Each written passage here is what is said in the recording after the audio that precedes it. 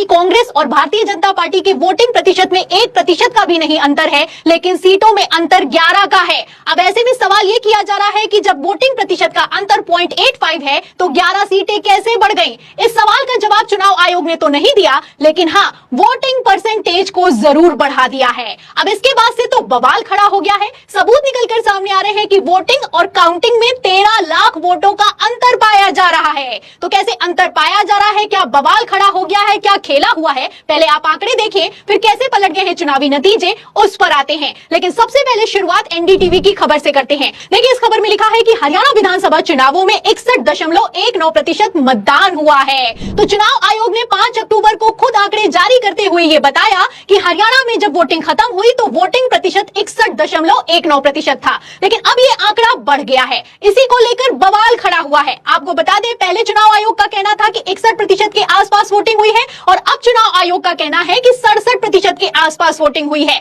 आप देख भी सकते हैं, खबर भी मौजूद है, इसमें लिखा भी हुआ है कि ये आधिकारिक है। राज्य में 67.9% मतदान दर्ज किया गया है। तो सीट पर 15,000 वोट बढ़ाए गए हैं और वोटिंग प्रतिशत भी बढ़ाया गया है। कांग्रेस और भारतीय जनता पार्टी के वोटिंग प्रतिशत के अंतर में भारी चूक हो गई है। अब इसी चूक के बाद से पूरा का पूरा खेल एक्सपोज होता हुआ नजर आ रहा है, क्योंकि अगर कांग्रेस और भारतीय जनता पार्टी के वोटिंग प्रतिशत में अंतर की बात की जाए तो इन दोनों में 1% का भी नहीं अंतर है। आप आंकड़े देख भी सकते हैं, भारतीय जनता पार्टी को सीटें मिली है 48 और वोटिंग प्रतिशत होता है 39.94। कांग्रेस को सीटें मिली है 37 और वोटिंग प्रतिशत होता है 39.09। तो आप देख सकते हैं, महज अंतर है 0.85 का, यानी कि 1% का भी नहीं अंतर है। और 1% का अंतर वोटिंग प्रतिशत में है नहीं और सीटें बढ़ गई हैं 11। अब ऐसे में सवाल खड़ा होता है कि 1% के कम अंतर से 11 सीटें कैसे बढ़ गई हैं? क्योंकि अगर उसी के नीचे आप देखेंगे तो आपको समझ में आएगा कि खेला कितने चरम पर चल रहा है। देखिए, भास्कर की तरफ से आंकड़े जारी किए गए हैं और ये आधिकारिक आंकड़े